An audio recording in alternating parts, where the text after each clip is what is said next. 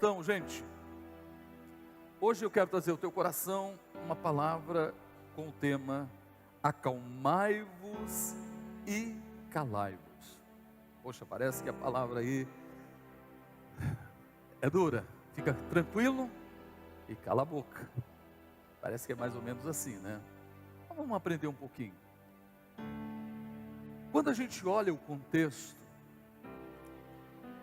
olha para mim, escuta bem isso.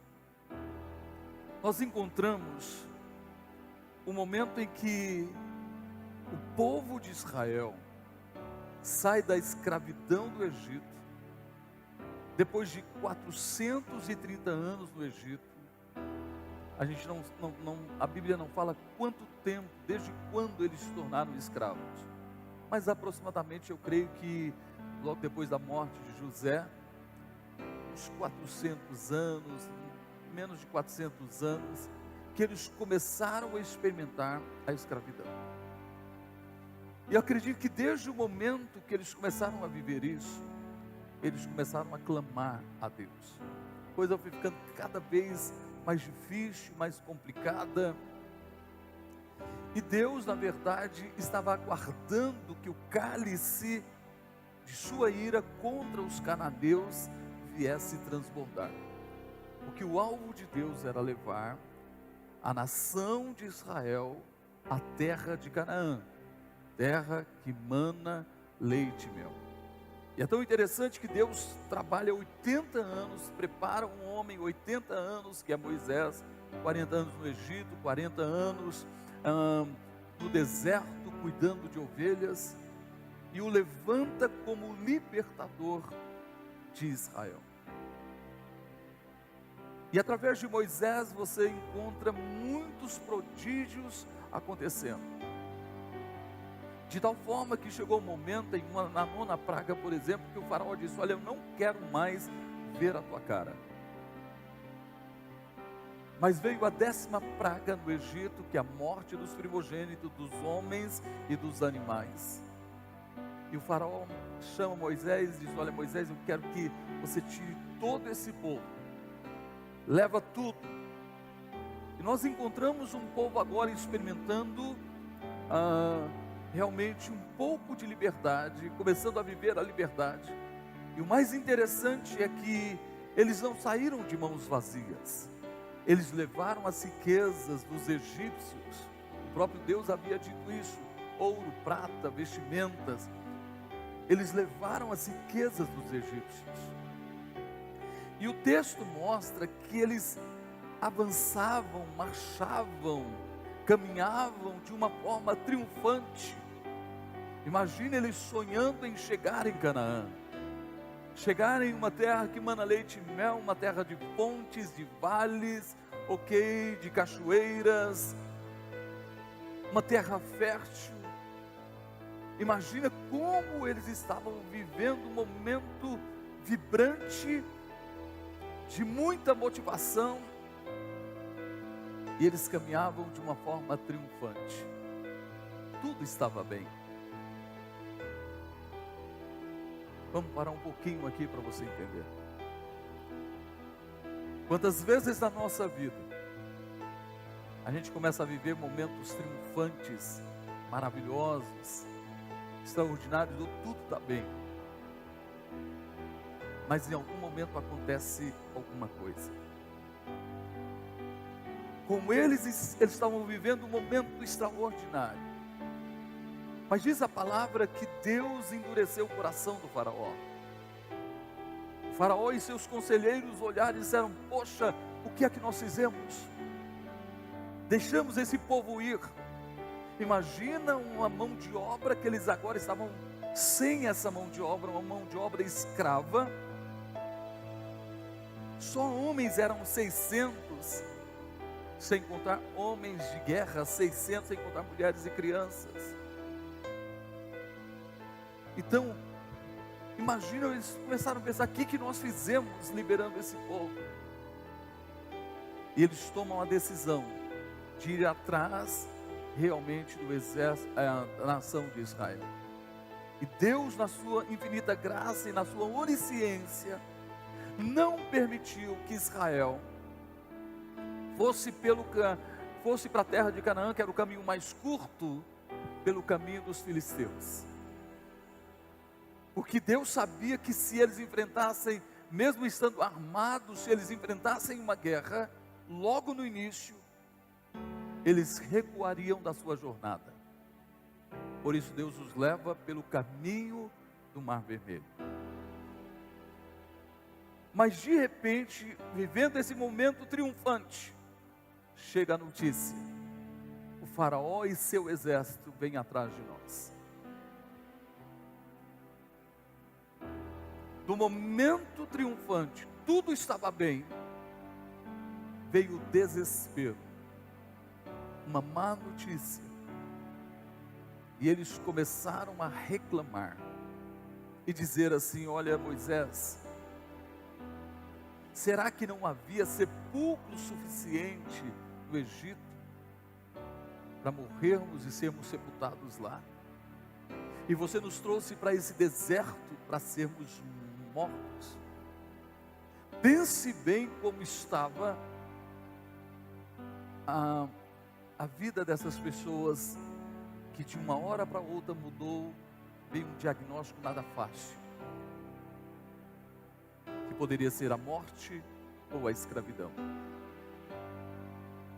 E por isso eles se levantam contra Moisés, reclamam, mas Moisés se levanta como um profeta na vida deles, como profeta de Deus, trazendo uma palavra do coração de Deus para toda a nação de Israel. Olha só, escute bem, olha só o que Moisés diz, versículo 13: Moisés, porém, disse ao povo: não temais, estai quietos e vede o livramento do Senhor, que hoje vos fará, porque os egípcios que hoje vistes, nunca mais vereis para sempre. O Senhor pelejará por vós e vos calareis. Então disse o Senhor a Moisés: por que clamas a mim? Dize aos filhos de Israel que marchem. Então olha só, Deus na verdade usa Moisés para trazer uma palavra ao povo. E Deus requereu algumas coisas daquela nação, daquele povo. Primeiro, não temais, não tenham medo. Você imagina, escute, olhando para trás, estava o exército do faraó. Olhando para frente, eles estavam encurralados, havia o Mar Vermelho. E a palavra que eles ouviram era: não temais, não tenham medo. Quantas vezes alguma coisa nos persegue, alguma situação nos persegue, a gente olha para frente e parece, no primeiro momento, que não há nenhuma saída. E muitas vezes bate o medo, o desespero, a angústia, a tristeza. Isso vai levando, quem sabe, até um estado depressivo. Mas a palavra de Deus foi: não temais. Eu não sei o que você está enfrentando, mas eu sei que há pessoas aqui que estão enfrentando algumas situações e que o diagnóstico aparentemente não é muito bom. Há uma situação, quem sabe na família, no casamento, quem sabe na vida emocional, na sua alma, quem sabe na vida física, uma enfermidade, quem sabe na vida financeira, tudo estava bem, de repente aconteceu alguma coisa e parece que não há saída. Mas a palavra é para você hoje. Deus está dizendo para você: não tenha medo. Você que está aqui presente, Você que faz parte do nosso campus online, a palavra é para você. É importante você entender que Deus te ama. Eu vou repetir, Deus te ama. Você precisa tomar posse desse amor. Você precisa mergulhar nesse amor e entender que o amor lança fora todo medo. Aonde a gente mergulha no amor de Deus, o medo realmente é lançado fora. É exatamente isso. Deus estava dizendo: olha, para aquela nação, vocês são o meu povo, a minha propriedade. Então não tenham medo. Sabe o que Deus está dizendo para mim, para você hoje? Que você é propriedade peculiar de Deus. Você pertence a Deus, a tua vida está nas mãos de Deus. Então a palavra dele hoje é: não tenha medo. Não tem mais, independente do diagnóstico que esteja acontecendo, porque a partir do momento, ele disse: primeiro, não tenha medo. Depois ele disse: segunda coisa, fique firme, permaneça firme, porque o medo impede a pessoa de se levantar e permanecer firme. O medo impede a pessoa de enxergar o propósito de Deus, o amor de Deus e a bondade de Deus. Pois ele diz: olha, primeiro, não tema. Segundo, fique firme, permaneça firme, independente do que esteja acontecendo. Eu estou aqui para dizer para você que Deus te ama muito. Deus te ama muito, você é muito especial. Então, fica firme, sabe? Porque você vai ver o que Deus fará. Quando você realmente rejeita o medo, quando você permanece firme, você vai ver o que Deus fará. Eu fico imaginando quando Jairo procura Jesus e diz: Senhor, vem comigo à minha casa, põe a mão sobre a minha filha, antes que ela morra. E Jesus vai com ele, ouviu o clamor. Ele clamou uma vez e Jesus foi com ele.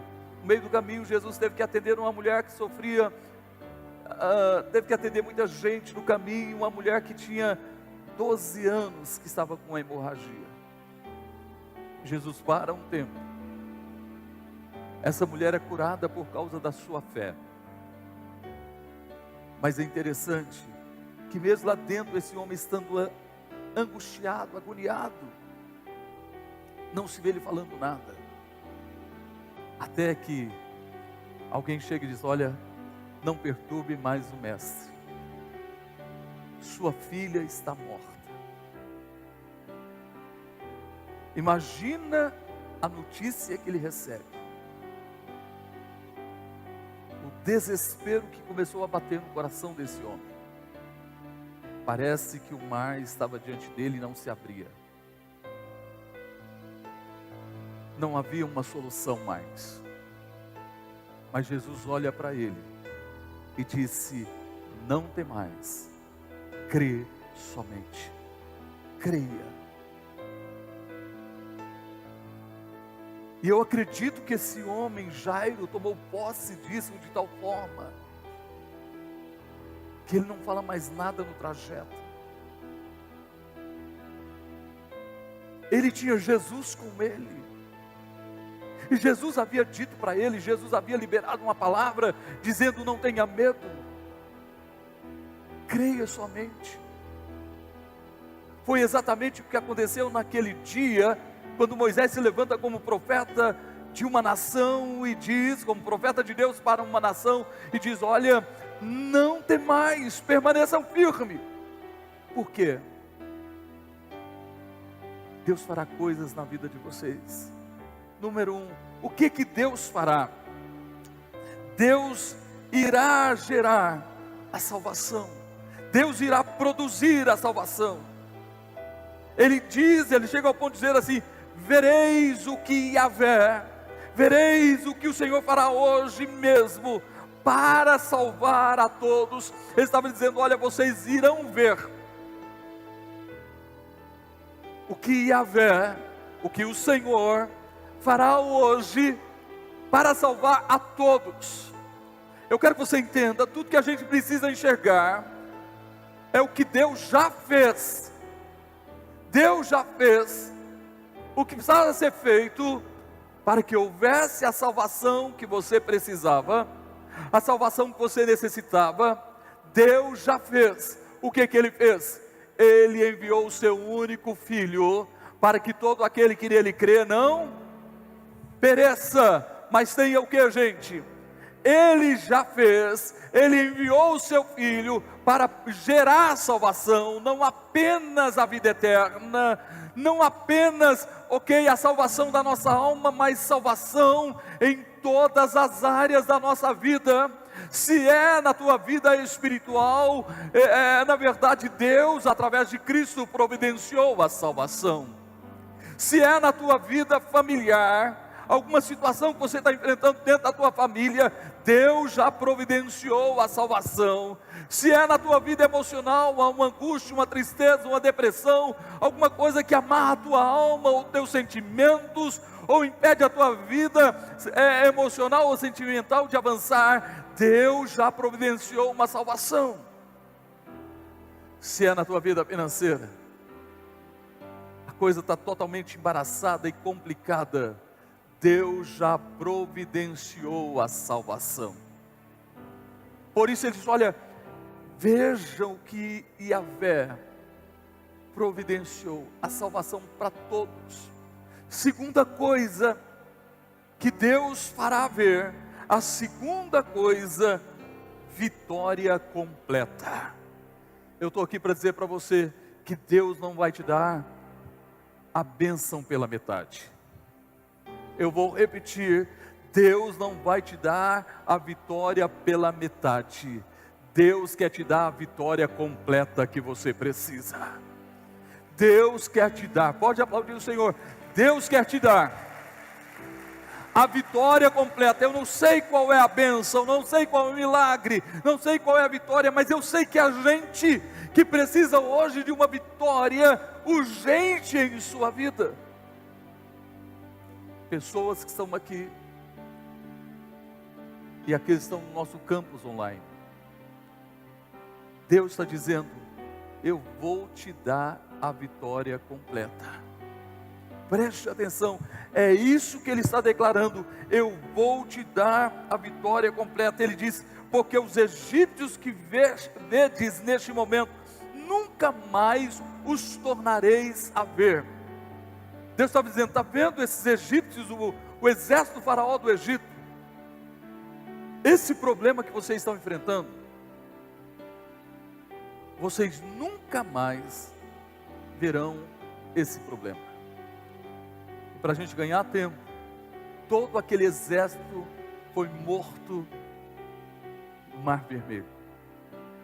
E nunca mais a nação de Israel se tornou escrava dos egípcios. A bênção que Deus tem é completa. Eu não sei o que está te perseguindo, o que tem vindo atrás, uma luta, um problema, uma adversidade, uma enfermidade, seja o que for, e você olha para frente e parece que não há saída. Deus está dizendo: eu já providenciei a tua salvação. Deus está dizendo: não tenha medo. Deus está dizendo: permaneça firme. Deus está dizendo: a vitória que eu tenho para você, ela é completa. O que Deus tem para a tua vida é para mudar a tua história de uma vez por todas. Vamos mais ainda, terceira coisa que a gente aprende, escute só, a terceira coisa: quem é que vai lutar por nós? Deus vai combater por nós. O texto diz: Yahvé, o Senhor, combaterá por vós. Então é importante a gente entender isso. Independente do que você esteja enfrentando ou passando, Deus está dizendo: olha, Não tema, não tenha medo. Fica firme. Eu já providenciei a tua salvação. Eu já providenciei a tua vitória completa. E fique sabendo que eu já combati por você. Aí você precisa entender. Houve uma guerra. Talvez a guerra mais importante do universo. Pior do que a guerra que houve entre os anjos de Deus e os anjos de Lucifer. A guerra mais importante que houve em toda a história do universo. Porque quem pelejou por nós, olha o tanto que nós somos especiais, o quanto você precisa entender que Deus te ama, o quanto você é importante, o quanto você tem valor, porque o preço pago para a tua vitória, para a tua salvação, foi o mais alto de todo o universo. E quem é que pelejou por você? Quem é que combateu por você? Naquele dia, Moisés diz: Deus vai pelejar por nós. Agora imagina nós, no nosso caso, quem é que pelejou pelo homem? Foi o próprio Filho de Deus. Não teve anjos. A gente se lembra que um só anjo matou 185.000 assírios. Um só anjo, o anjo pelejou por Judá. Mas não foi anjo que pelejou por mim ou por você. Não foi anjo que pelejou pela humanidade como um todo. Quem é que pagou o preço? Quem é que foi a guerra? Foi o próprio Filho de Deus. E o preço foi altíssimo. A tal ponto que lá na cruz do Calvário, sozinho, ele disse: Deus meu, por que me desamparastes? Antes ele havia dito: se não seja feito a minha vontade, mas a tua vontade. E lá na cruz, por causa realmente dos nossos medos, angústias, dores, enfermidades, pecados, iniquidades, ele ficou só, uma guerra sozinho, pelejando sozinho, a tal ponto que ele disse: por que me desamparastes? Mas nesta guerra lá na cruz do Calvário, ele disse: está consumado. Ele está dizendo: a vitória está garantida. E nessa hora, eu quero que você entenda, ele desce ao inferno. E descendo ao inferno, ele vai lá e diz a palavra que ele esmaga a cabeça da serpente. Ele esmaga a cabeça de Satanás. E naturalmente ele está dizendo: olha, Satanás, a partir de hoje você pisava, massacrava os homens, mas todos aqueles que foram à cruz, todos aqueles que tiveram um encontro com a mensagem da cruz, todos aqueles que me receberam como Senhor e Salvador de suas vidas, a partir de hoje, Satanás, é eles que terão poder para pisar serpentes, escorpiões e toda a força do mal, e dano algum vos acontecerá. Eu estou aqui para dizer para você que está aqui presente, você do campus online, você que está nos acompanhando, Jesus pelejou por mim e por você. A tua vitória está garantida. Então é isso que ele faz. E agora vamos entender uma coisa importante. Então, qual é o nosso dever? Qual é o nosso dever? Uma outra tradução diz assim: calai-vos, acalmai-vos e ficai calados. Uma outra tradução é bem clara. O que a gente precisa entender hoje? O que é que nós temos que fazer? Se vem uma adversidade, uma coisa inesperada, um problema, uma luta, Nós não podemos agir como a nação de Israel. Brigou, questionou e tantas outras coisas, murmurou.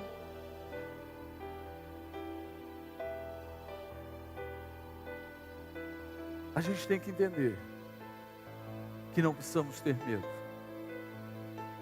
Número 1. Número 2, a gente tem que ficar firme. Por quê? Porque Deus já providenciou a salvação. Por quê?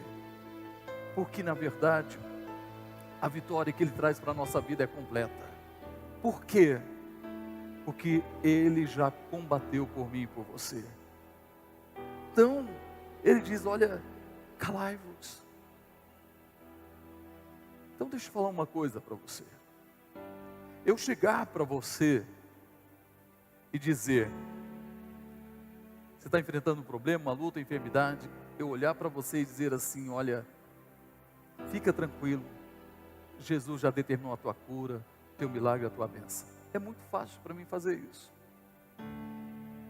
Ou para qualquer pessoa falar para outra, Deus vai fazer isso na tua vida. Mas quando o problema é com você, será que a reação será a mesma? Quando é você que está enfrentando isso, será que você falaria para si mesmo a mesma coisa?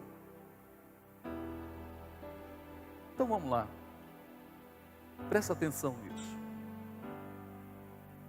Fiz o meu check-up, todo ano eu faço um check-up. E o ano atrasado fiz o check-up e meu PSA deu 3,9. Dentro da minha faixa etária estava mesmo, ainda estava dentro do que podia, do normal. E eu não procurei o médico. No outro ano, o ano passado, eu fiz novamente. O meu PSA deu 4,9, tinha subido 1 ponto. Aí eu tive que procurar o médico, estava acima do normal. Deveria ter procurado com 3,9. Mas eu procurei com 4,9. Ele falou, olha, aí ele me mostrou o histórico do meu PSA, como foi crescendo. E no último ano cresceu muito. Então ele disse o seguinte, vamos fazer uma ressonância. Disse a clínica, porque a imagem dessa clínica era melhor, e a médica me indicou que deveria dar o laudo, que ele confiava no laudo daquela médica. Fiz a ressonância, a médica deu o laudo e lá apareceu, de um lado um tumor, do outro lado uma suspeita. Ele disse, olha, nós temos que fazer uma biópsia. Foi para a biópsia. Ok, fiz a biópsia. Aí veio o resultado.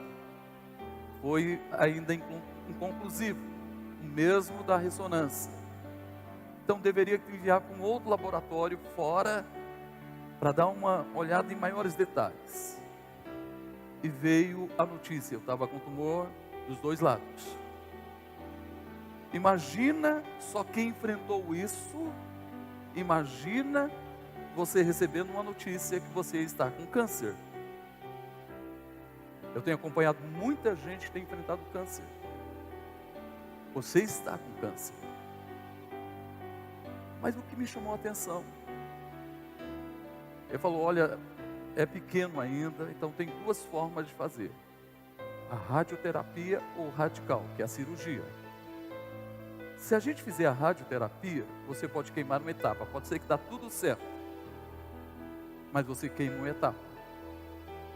E se a gente fazer a cirurgia, aí realmente é mais propício à cura. Ok. Aí eu olhei para a pastora, ela olhou para mim. Eu falei, tudo bem. O que tem que fazer, eu vou fazer. Mas o que nos chamou a atenção é que em nenhum momento, no primeiro momento você fica assim meio, mas depois, gente, mesmo naquele mês lá no consultório ali, Deus trouxe ao nosso coração uma paz que excede todo entendimento. Sabe por quê? Porque a minha vida, a tua vida, a nossa vida está nas mãos de quem? De Deus. Eu sei que eu tenho fôlego de vida até quando eu tiver que cumprir a minha missão. Quando a minha missão acabar aqui na terra, aquilo que é propósito de Deus para a minha vida, aí eu vou encontrar com Jesus. Quem está me entendendo, gente? Então, em nenhum momento, naquele primeiro momento a gente fica meio assim, mas logo na sequência, lá no mesmo local, vem uma paz que vem de Deus. Aí a gente veio para casa, falei, olha, não quero que fala com os meninos, eu quero poupá-los até a hora que precisar fazer a cirurgia. Ah, não teve jeito. De uma certa forma, eles descobriram, não falaram nada para mim, mas descobriram. Eu não falei nada para ninguém, só a nossa família sabia. Mas com uma paz. É tão interessante que antes de fazer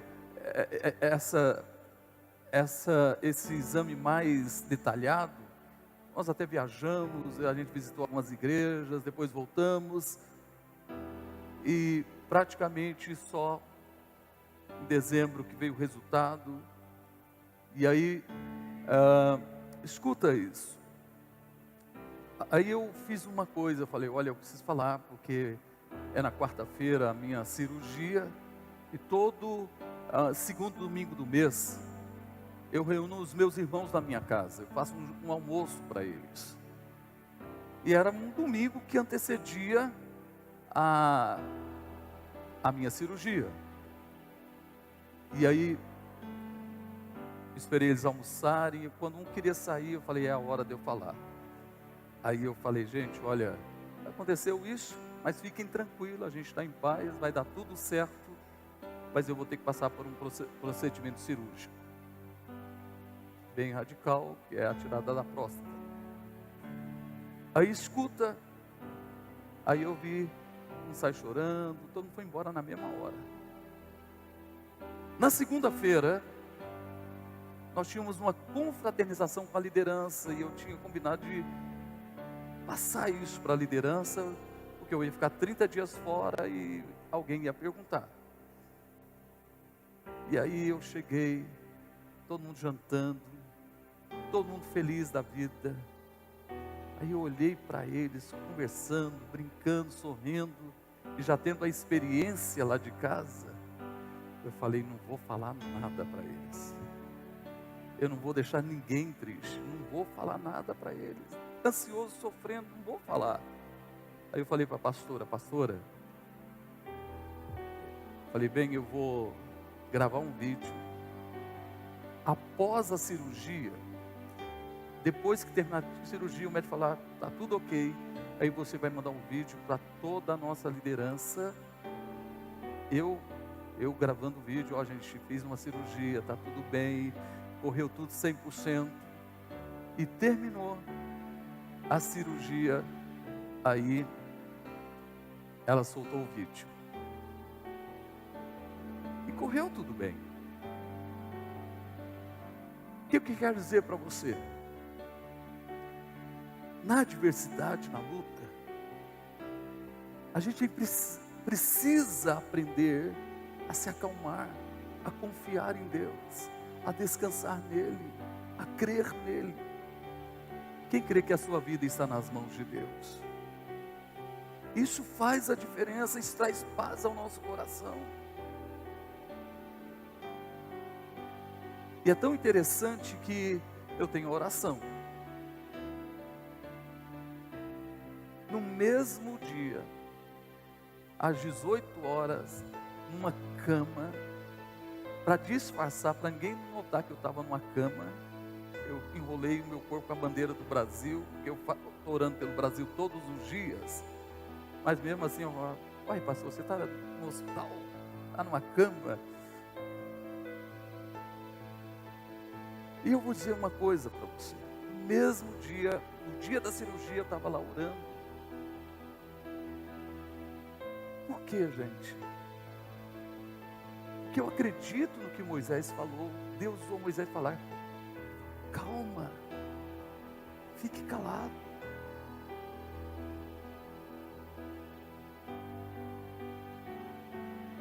O que nós precisamos entender?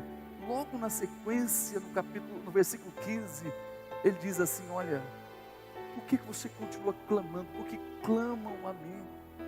Por que você clama? Moisés liberou a palavra, uma palavra forte para um povo desesperado. Não tenham medo, fiquem firmes. Deus providenciou a salvação que vocês precisam. A vitória de vocês é completa. Esse problema que vocês estão enfrentando não vai acontecer mais, porque Ele pelejará por vós. Subentende-se que Moisés foi orar de novo. Deus disse: oi, por que você continua clamando? Em outras palavras, Deus está dizendo: olha, eu quero uma reação diferente. Sim, a gente ora, mas a gente não pode ficar só orando. Deus espera que a gente reaja como alguém que crê, que acredita, que descansa nele. E por isso Deus disse: siga em frente. O problema que você está enfrentando, a luta, a adversidade, não pode impedir que você siga em frente. Nós precisamos entender que a gente tem que seguir em frente, independente do tamanho da luta, do problema. Gente, a nossa vida, sabe o que eu aprendi? E até queria montar uma mensagem sobre isso. Que a nossa vida é feita de processos, de etapas. E eu aprendi isso. Primeiro, o exame. Segundo, outra etapa, um diagnóstico. Terceiro, outra etapa, um exame mais detalhado. Quarto, uma biópsia. São fases. Quinto, uma biópsia mais detalhada. Ou seja, o estudo mais detalhado, realmente daqueles pedaços da próstata. Sexto, a cirurgia. Cada etapa, junto com a cirurgia, vem a tal da sonda. 10 dias de sonda. E eu só não podia descer a escada, nem subir a escada. Você tem que ficar quieto, repouso. O dia que tirou a sonda, gente, que alívio. Que coisa boa. Uma etapa. Mas o repouso continuou. Até hoje eu não posso ainda pegar peso. Esses dias eu fui fazer uma compra, a pastora e a Jailma, água para a livraria. A gente foi no Açaí.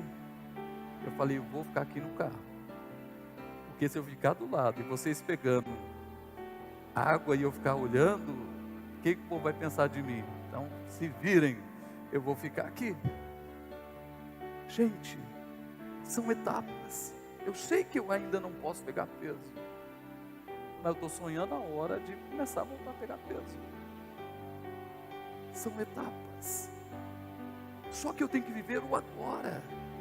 Tudo que eu tenho é este momento. Se você não entender isso, você nunca vai ter tranquilidade. Você nunca vai ter a verdadeira paz. Tudo que eu tenho, tudo que você tem é agora. Viva o melhor possível. Com a sua família. Viva bem, viva em paz. Se relacione bem. Aproveite cada momento que você tem com a sua família. Se envolva no reino. Viva para o reino. Porque a nossa vida é feita de etapas. Eu falei que de óleo novo, de unção nova, de fases da unção. Então você pode observar que Deus diz: olha, siga em frente. Eu não sei o que aconteceu na tua vida, ou o que está acontecendo na tua vida, mas o recado de Deus para você hoje é: siga em frente, vá em frente, não pare. Eu estava dizendo para os pastores ontem, reunido com eles, pastores da minha região, quase 40 pastores, estava dizendo para eles, Jetro disse para Moisés: me ouve e Deus será contigo. O que Deus está dizendo hoje? Se você ouvir, está sendo ministrado, o Senhor será contigo. Eu vou repetir: se você ouvir o que está sendo ministrado, o Senhor será contigo. E o recado principal é: siga em frente, vá em frente. A gente precisa entender que as coisas velhas ficaram para... Siga em frente, o passado não volta mais. Tudo que você tem é o presente, viva o presente, olhando para o futuro. Então escute só. Então, qual é o recado? O que Deus espera? Que a gente avance, que a gente marche. Por isso, olha o que diz o Salmo 27, versículo 1. Salmos de número 27, versículo 1 diz o seguinte: o Senhor é a minha luz e a minha salvação, a quem temerei? O Senhor é a força da minha vida, de quem me recearei? Quando você entende isso, na adversidade, na luta, no problema, você sabe que o Senhor é a sua luz, o Senhor é a sua salvação. Você não precisa ter medo, o Senhor é a força da tua vida. Então, em nome de Jesus, vá em frente, meu irmão. Olha uma outra coisa, escuta só. Quando o profeta Eliseu,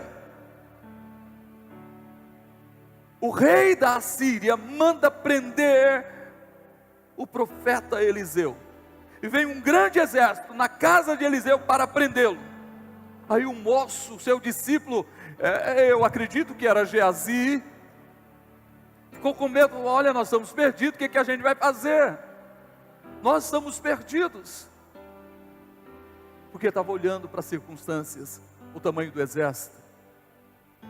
Mas olha o que Eliseu faz. Ele ora a Deus, diz: Senhor, abre os olhos do moço. E olha o que diz, escute bem, 2 Reis 6,16. E ele disse: não temas. Sabe, me deu uma curiosidade de ver na Bíblia quantas vezes Deus diz: não temas, não tenha medo, não temas, não tenha medo. Se você está lendo a Bíblia, vai anotando quantas vezes Deus repete: não temas, não tenha medo. Ele está dizendo para nós nessa noite, ou nessa manhã, Ele está repetindo: não temas, não tenha medo. Por quê? Mais é aqueles que estão conosco do que aqueles que estão com eles. Maior, em outras palavras, maior é o que está em nós do que aquele que está no mundo. Maior é Deus do que essa enfermidade, maior é Deus do que esse problema, maior é Deus do que esse vício, maior é Deus do que essa angústia, maior é Deus do que essa dor, maior é o que está com você.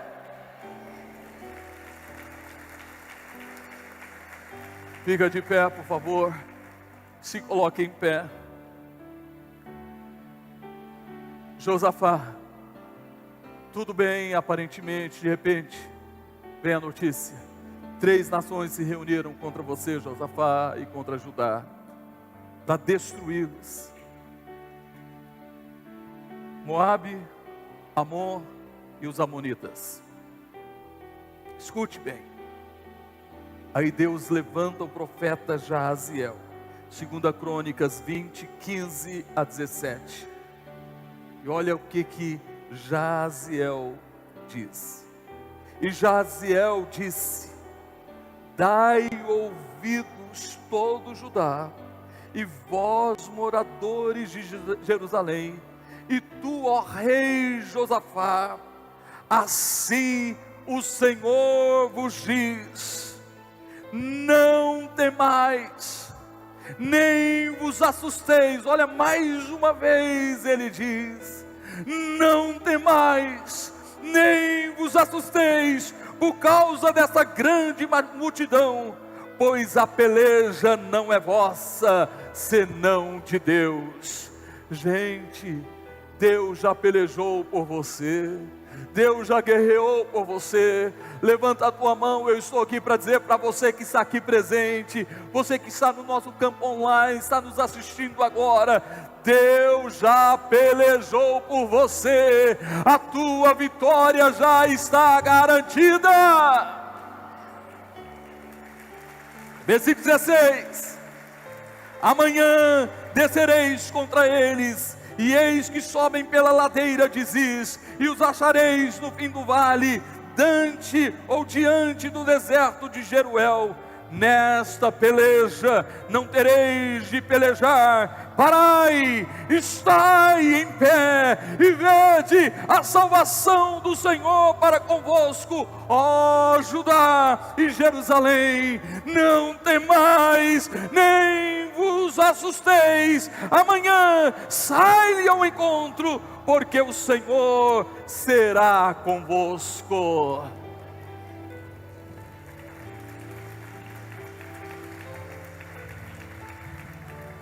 Domingo passado a Elisandra veio me dar um abraço. Disse: pastor, como é que o senhor está? Estou bem, e você? Até brinquei com ela. Ela tinha que fazer uma cirurgia na cabeça. E é lógico, bateu medo. Eu disse para ela: fica tranquila, Deus vai te abençoar, vai dar tudo certo. Aí eu estava na oração, eu estava orando por ela, às 18 e às 23 horas, não me lembro o horário, e ela entrou e disse: pastor, eu estou bem. Tinha passado pelo processo na mesma época que eu passei. E ela falou assim: e domingo já estou na igreja. Eu falei: você ganhou de mim, hein? Que eu vou ficar 30 dias, você já está indo na igreja. Uma cirurgia muito complicada. O Senhor é convosco.